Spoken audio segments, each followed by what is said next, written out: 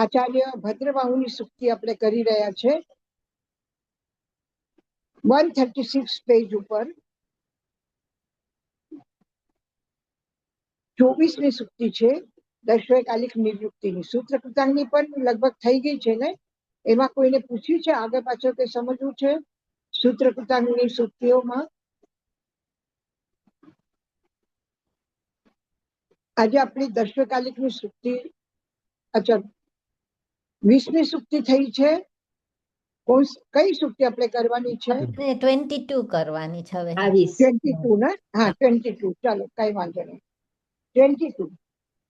અહવા વિનાન દંસન ચરિત વિનયે તહેવ અજ્જપ્પે જે પવરા હોંતિ મુનિ તે પવરા પુંડરિયાવું.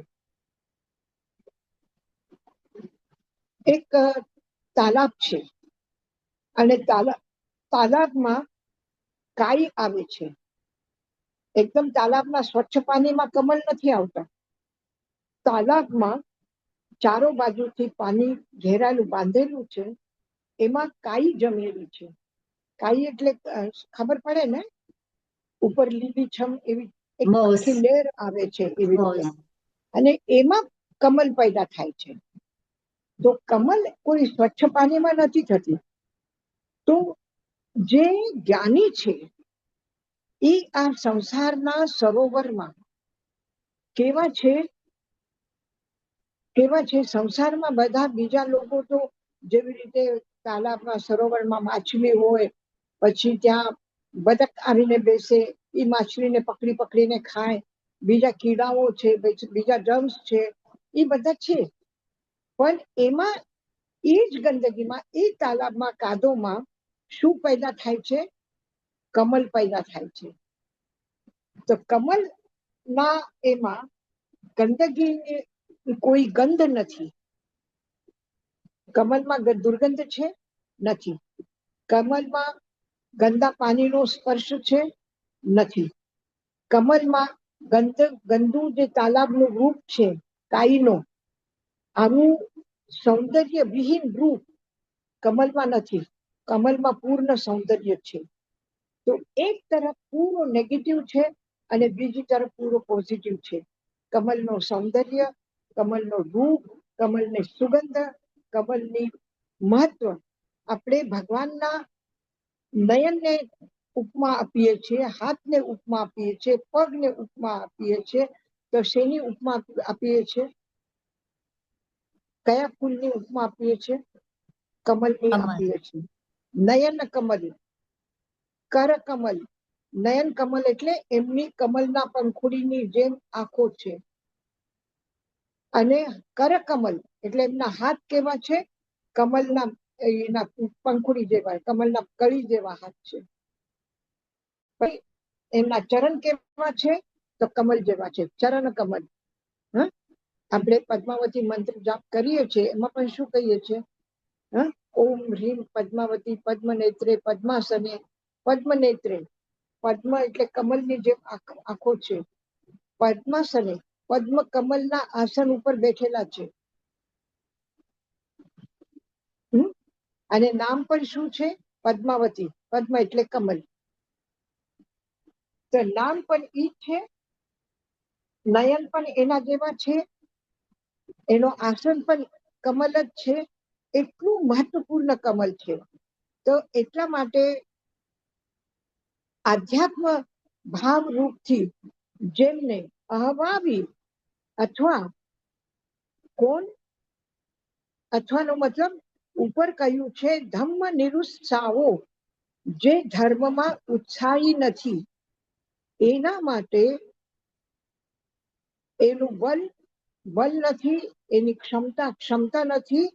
તો શું છે? એના વિરોધમાં જે જ્ઞાન, દર્શન, ચરિત્ર, વિનય એનાથી અને અધ્યાત્મ સ્વરૂપ એવું શ્રેષ્ઠ એમનો જ્ઞાન છે, દર્શન છે, ચારિત્ર છે અને વિનય છે, એવા સાધક તે પવરા, એ શ્રેષ્ઠ મુનિ, જે પવરા હોંતિ મુનિ, એ શ્રેષ્ઠ મુનિ હોય છે.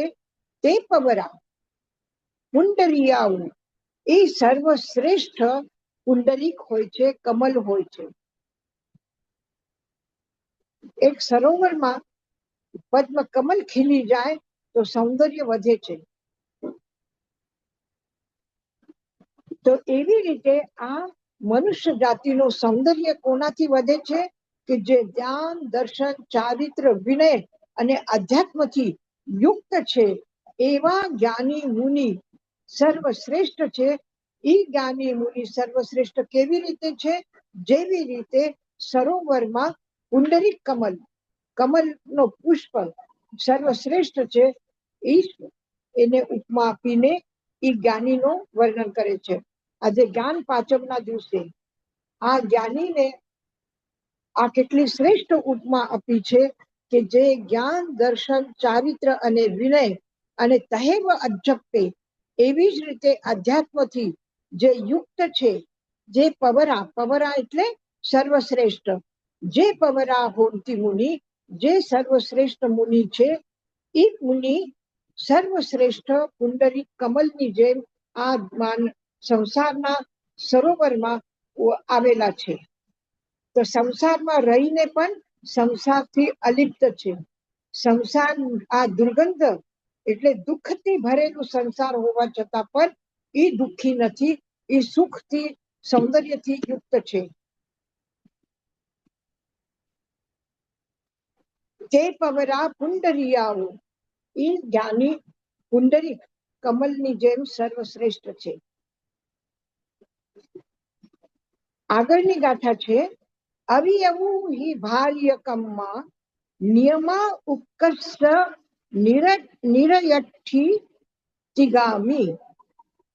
નિરયઠિતિગામી તેવી હું જીનોવદેશેન તેનેવ ભવેન સિદ્ધંતી. અવિયવું ભાર્યકમમાં, ભારે કર્મ કરેલા, કરી શકશે એવો કોઈ વ્યક્તિ હોય અને નિશ્ચય રૂપથી ઉત્કૃષ્ટ નિરયથી અતિગામી નરકની ઉત્કૃષ્ટ નરકની સ્થિતિને પ્રાપ્ત કરવા વાળો હશે. સંવિધાનમાં જે ભારે કર્મ છે એટલે એમના કર્મ ઘણા બધા સંચિત થયેલા છે અને જે ઉત્કૃષ્ટ એટલે હવે જેવી રીતે 7 નારકી છે તો સૌથી વધારે દુઃખ કશેમાં છે? 7મી નરકમાં. તો શ્રેષ્ઠ કયું થયે? દુઃખમાં શ્રેષ્ઠ, સુખમાં નહીં. દુઃખમાં શ્રેષ્ઠ, પ્રગતિમાં શ્રેષ્ઠ નહીં, સફળતામાં શ્રેષ્ઠ નહીં, સુખમાં શ્રેષ્ઠ નહીં, દુઃખમાં શ્રેષ્ઠ છે. એવી કઈ નરક સ્થિતિ છે એમાં એ નરકમાં જવા વાળા જીવ હશે. તો પણ તેવી પણ જીનોપદેશેન, જીનેશ્વર ભગવાનના ઉપદેશથી તેનેવ ભવેન, એ જ ભાવમાં સિદ્ધંતી, એ જ ભાવમાં એ સિદ્ધ થઈ જશે. વિશ્વાસ થાય છે કે જે 7મી નરકમાં જવા વાળો જીવ હશે એવા ભારે કર્મ કરે છે કે એ વખતે આયુષ્યનો જો બંધ થાય તો એ 7મી નરકમાં જશે. આવા વ્યક્તિ પણ જો ભગવાનના ઉપદેશ સાંભળીને એના અનુસાર પોતાના આત્માની શુદ્ધિ કરશે તો એ વ્યક્તિ એ જ ભાવમાં મોક્ષ પ્રાપ્ત કરી શકશે. તેનેવ ભવેન સિદ્ધંતી, તેનેવ ભવેન સિદ્ધંતી. કેટલી નિશ્ચયકારી વચન છે, કેટલું નિશ્ચયકારી વચન છે. એ નિશ્ચિત રૂપથી મોક્ષમાં જશે. તેનેવ ભવેન સિદ્ધંતી, આ નિશ્ચિત રૂપથી મોક્ષમાં જશે. કોણ? એવો વ્યક્તિ જે વ્યક્તિ ભારે કર્મ છે. એ થારો ફોટો આવ્યો, રેશમા થારો ફોટો આવ્યો.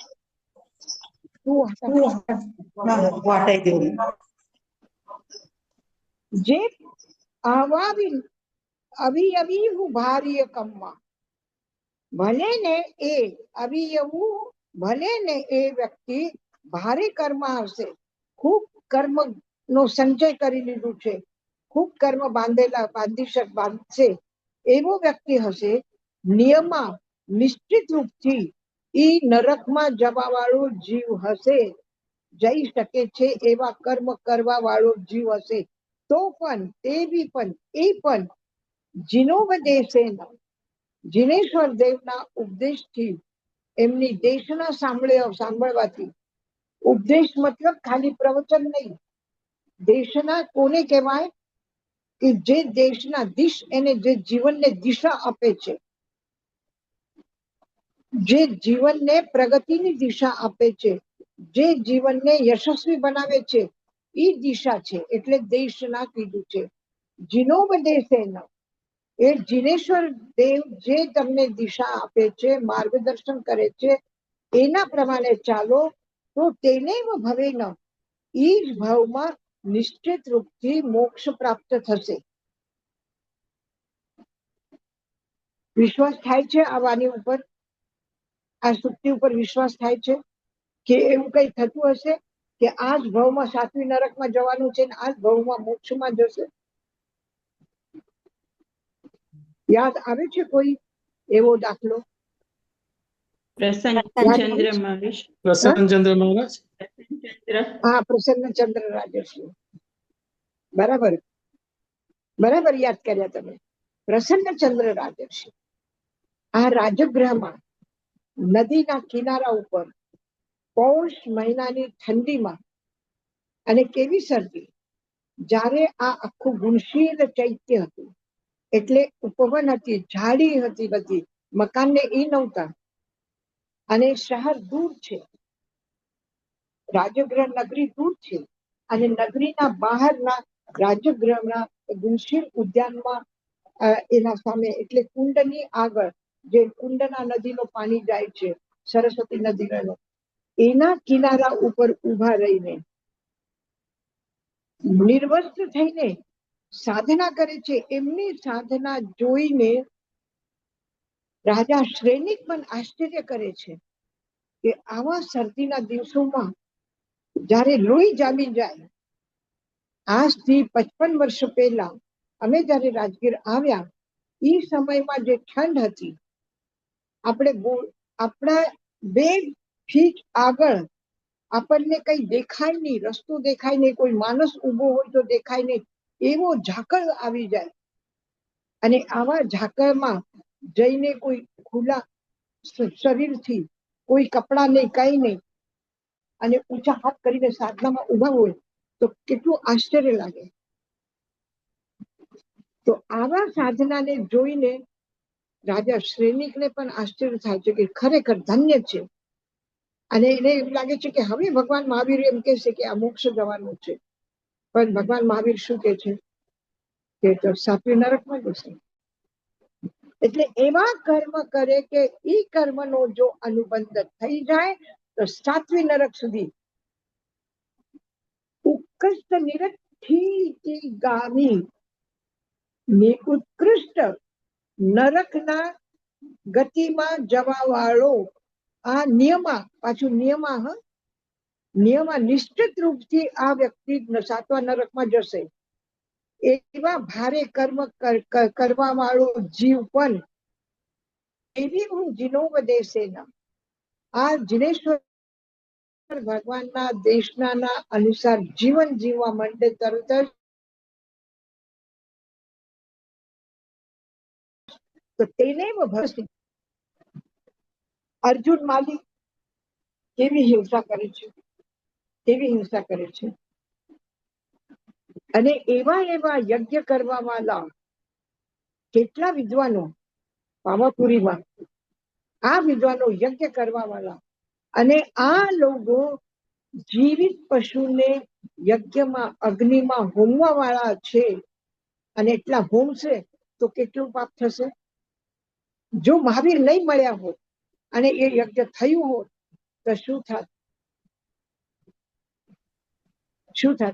તો આવા વ્યક્તિ પણ જ્યારે પ્રભુના ચરણોમાં આવ્યા અને પ્રભુને સાંભળ્યા, પ્રભુની વાત ઉપર વિશ્વાસ કરીને પોતાનું જીવન બદલાવી નાખ્યું, અને ખરેખર વિચારોને, પરંપરાને છોડવું ઘણું મુશ્કેલ છે. ઘણું મોટી સાહસ જોઈએ, હિંમત જોઈએ. પરિવારને છોડવું, સિંહાસન, રાજ્ય છોડવું સહેલી વાત છે.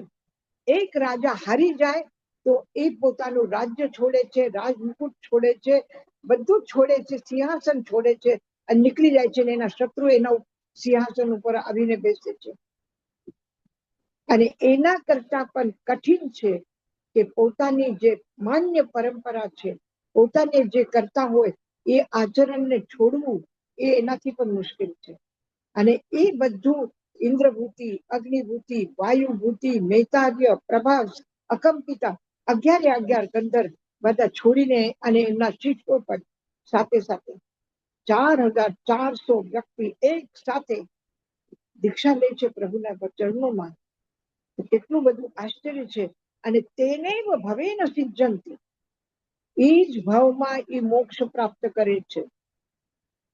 તેને ભવેન સિદ્ધંતી, જે ભાવમાં પ્રભુ મહાવીરને સાંભળ્યા એ જ ભાવમાં, અને એ ભાવમાં જ એટલું અસત કાર્ય કરવાની સંભાવના એમાં હતી, એવા નરકમાં જવાની સંભાવના હતી, તો પણ એ વ્યક્તિ પ્રભુના માર્ગદર્શનથી, પ્રભુના દેશનાથી તેને ભવેન સિદ્ધંતી, એ જ ભાવમાં એ મોક્ષ જઈ શકે છે.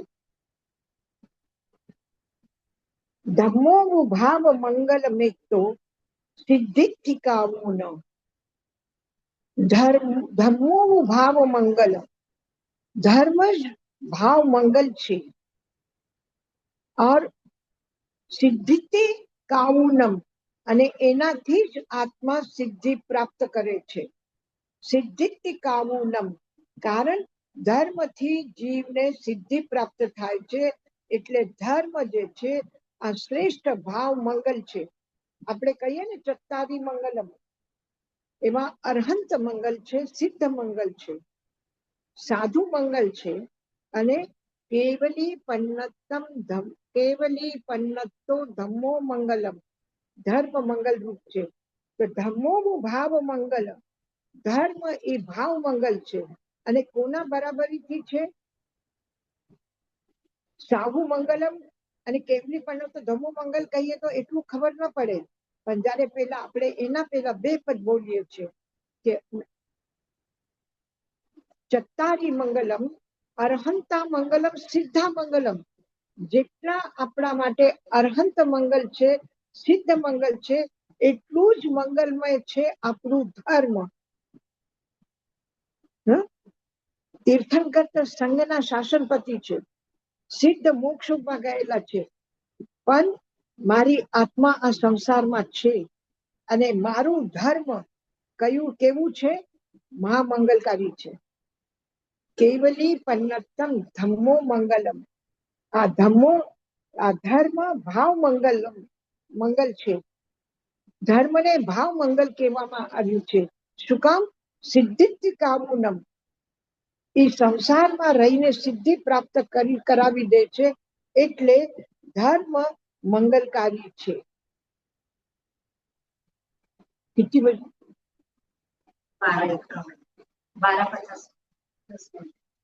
આવી ધ્યાનમાં ધમ્મો મંગલ, ધમ્મો ભાવ મંગલ, અને ગમે તેટલા ભારે કર્મ જીવ હશે તો પણ પ્રભુના ઉપદેશથી એ જ ભાવમાં એ સિદ્ધ થઈ શકે છે.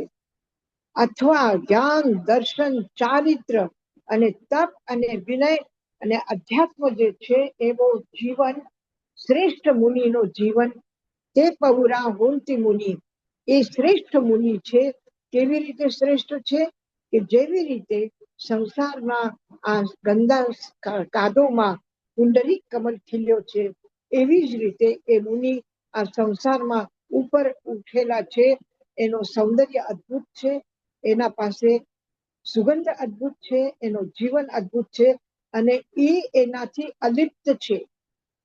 જેવી રીતે કમલ પાણીથી અલિપ્ત છે, એવી રીતે મુનિ સંસારથી અલિપ્ત છે, એટલે એ સર્વશ્રેષ્ઠ છે.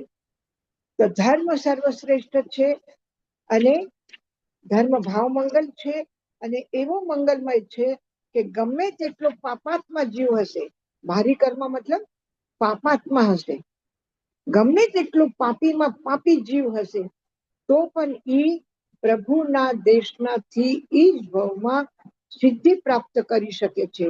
તો આવો ચમત્કાર કરવા વાળો કોણ છે? ધર્મ છે. ધર્મો ભાવ મંગલો સિદ્ધિતિકાવુનમ. સિદ્ધિ આપવા વાળો ધર્મ એ ભાવ મંગલ છે. ઠીક છે? યશાજી મહારાજ, હા હા. યશાજી મહારાજ, એટલે આમાં એમ કહે છે ને કે આપણે પોતાનો સ્વભાવ મંગલ છે એમ. હા, હે આપણું અને પોતાનો સ્વભાવ મંગલ છે એ કોને કીધું? એ ભગવાને કોને કીધું?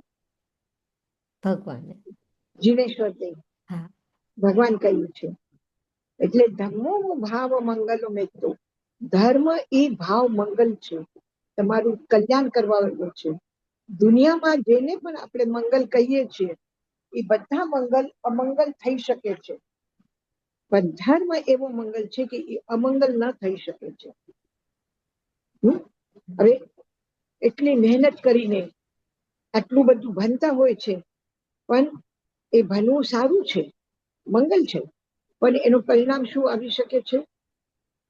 ફેલ થઈ શકે છે, અમંગલ થઈ શકે છે. તો મંગલ પણ અમંગલ થઈ શકે છે. ધંધો બહુ સારું ચાલે છે, બધું મંગલમય છે, અને એકદમ ઝટકામાં એવા નુકસાનમાં આવી જાય તો મંગલમય જે છે, કમાવું મંગલમય છે, એ અમંગલ થઈ શકે છે? એ અમંગલ નહીં. એક બાળકનું જન્મ થયું, ઘરમાં ખુશી થઈ ગઈ, બધા આનંદમાં છે, બધા પાર્ટીઓ આપે છે, મંગલ છે, પણ એને કોઈ તકલીફ થઈ જાય તો શું થયું? મંગલ અમંગલ થયું કે નહીં? રામને રાજ્ય મળવાનું હતું, મંગલ મુહૂર્ત જોયું, એમના ગુરુ વશિષ્ઠ એના માટે મુહૂર્ત જોવે છે, અને મુહૂર્ત મંગલ મુહૂર્તે એના સિંહાસનનો રાજ્યાભિષેક થવાનું છે. અને શું થયું? એ મંગલ અમંગલ થયું કે નહીં? સિંહાસન નહીં મળ્યું, વનવાસમાં જવું પડ્યું, રાજ્ય છોડીને બહાર નીકળવું પડ્યું. અને પછી નીકળ્યા પછી વ્યવસ્થા કોણ કરી છે? બધી રાજ્ય કરી, અયોધ્યાના રાજા કરી, જંગલમાં એને 12 વર્ષની વ્યવસ્થા કોને કરી? એટલે કાંઈ ન મળ્યું ત્યાંથી. રાજ્ય છોડ્યું એટલે છોડ્યું, કાંઈ ન મળ્યું. પછી તમારા રસ્તામાં ભાતો પણ ના આપ્યું. આપણે ઘરેથી કોઈના ઘરેથી નીકળી આપણે તે ભાતો તો આપે ને સાથે પ્રવાસમાં, એ પણ ના આપ્યું અયોધ્યા વાળા. તો આવું અમંગલ થઈ ગયું. કોઈ લગ્ન કરે, મુહૂર્ત જોઈને લગ્ન કરે, અને પછી છૂટાછેડા થઈ જાય તો શું થયું? મંગલ પણ અમંગલ થયું. પણ ધર્મ એવો મંગલ છે કે કોઈ દિવસ અમંગલ થાય નહીં. તમારું અનંત સુખ એ અમંગલ થઈ શકે છે, અનંત જ્ઞાન અમંગલ થઈ શકે છે, અનંત ભક્તિ અમંગલ થઈ શકે છે. એટલે યશાજી મહારાજ, આમાં ધર્મ એટલે આપણા આત્માનું સાથે આપણે ભેદ જ્ઞાન જે સમજી શકીએ કે હું આત્મા છું અને આત્મામાં રમણતા કરીએ ઈ ધર્મ ને. અને આત્મામાં રમણ કરીએ એનો અર્થ શું છે? એને કેવી રીતે ખબર પડે આત્મામાં રમણ કરે? ભગવાન મહાવીર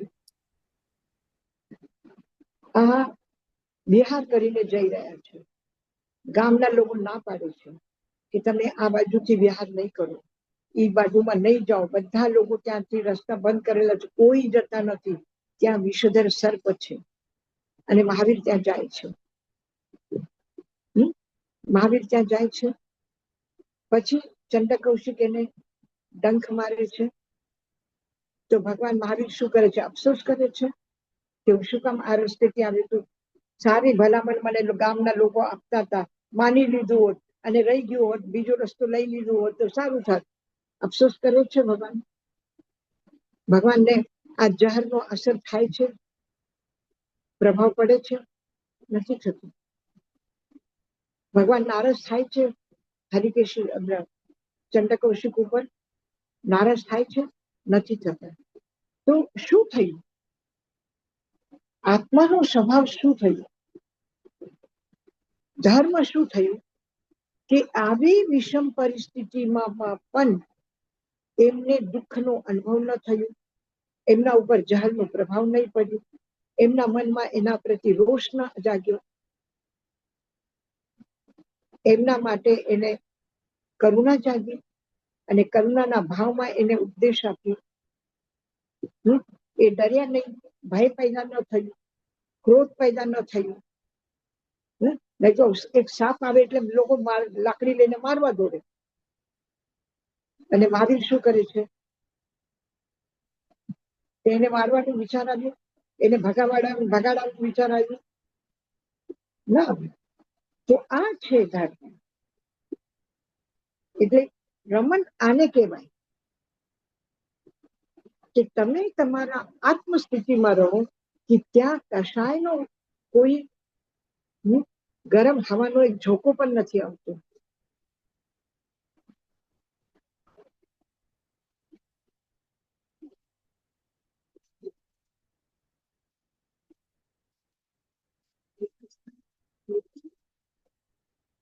આવ્યું ધ્યાનમાં?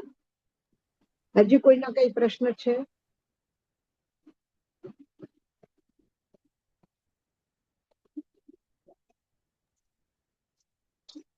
મંગલ પાઠ કરીએ. હા યશાજી મહારાજ, તમે બહુ સરસ સમજાવો છો, પણ આમાં પેશન્સ આટલું બધું છે કે અમને સમજાવો છો. Thank you.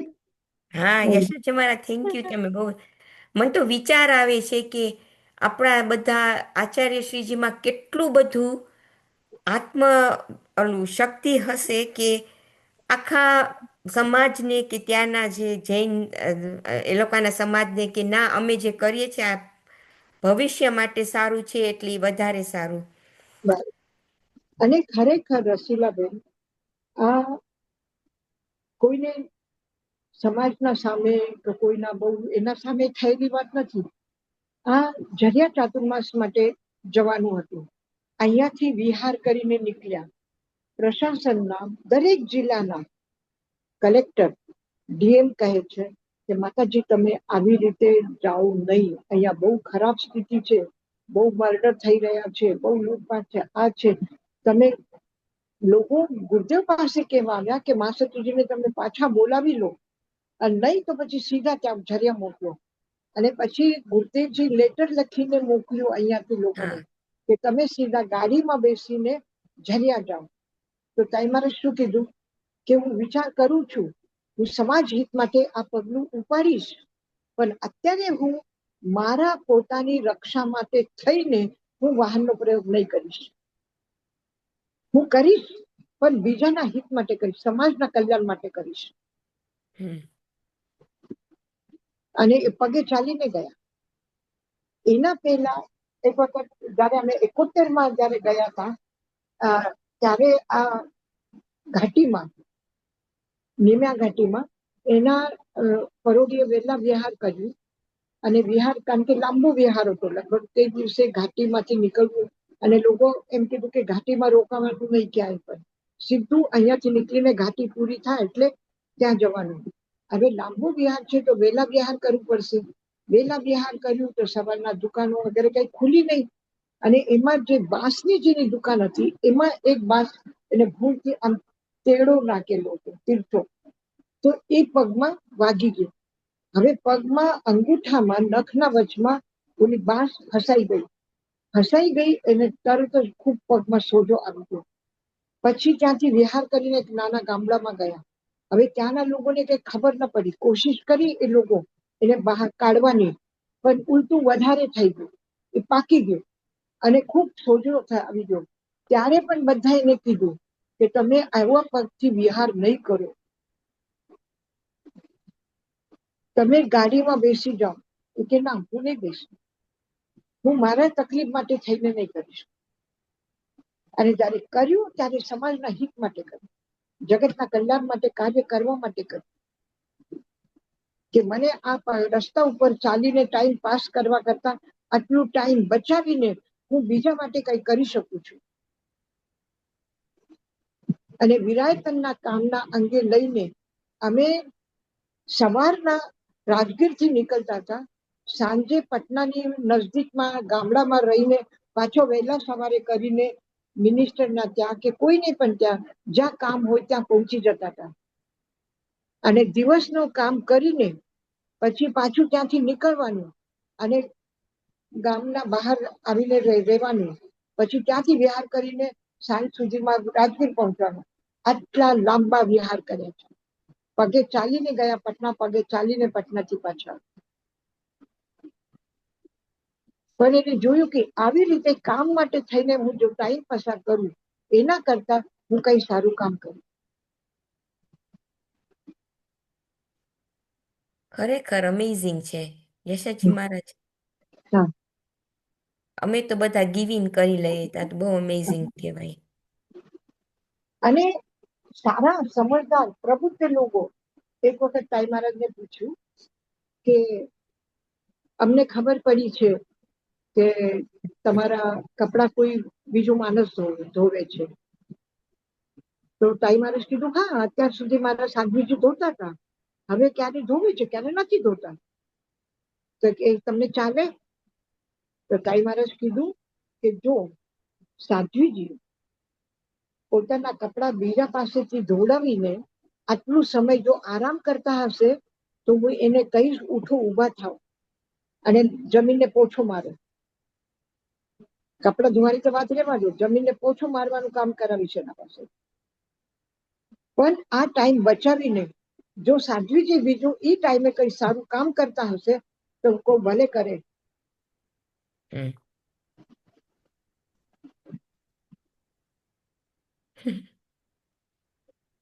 ખૂબ ખૂબ એ લોકોને હું તમને કહું વંદન બધાને કે. અને તાઈમાને કેમ છે યશાજી મહારાજ? હવે સારું છે, હવે હોસ્પિટલથી આવી ગયા છે એકમના દિવસે, બેસતા વર્ષના દિવસે. અને વીકનેસ બહુ છે, એને ખોરાક લેતા નથી એટલે વીકનેસ વધારે છે. આમ ડોક્ટર કે તમે 90 વર્ષના છો જ નહીં, તમે 50 વર્ષના છો. તમે ખાવા માંડો, ખાવાનું તમને ભાવતું તાકાત નથી. આવશે.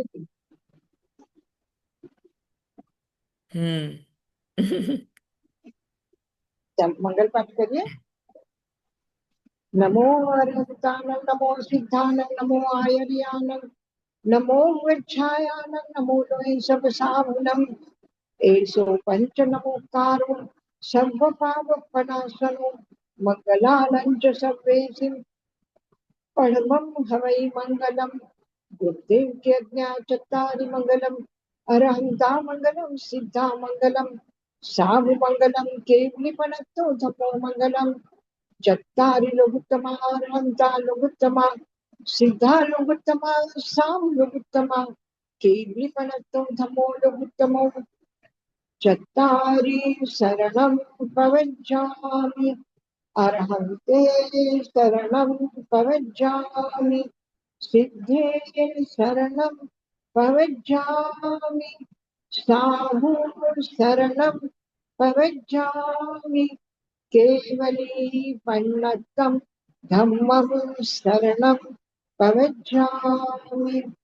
અરહંત, સિદ્ધ, સાધુ અને ધર્મની શરણ લઈને મંગલમય જીવનની યાત્રા કરી રહ્યા છો તો ખૂબ ખૂબ પ્રભુના ભૂમિના આશીર્વાદ છે, પરમાત્માના આશીર્વાદ છે, પરમ પૂજ્ય ગુરુદેવ અને આચાર્ય શ્રી તાઈમાના આશીર્વાદ છે.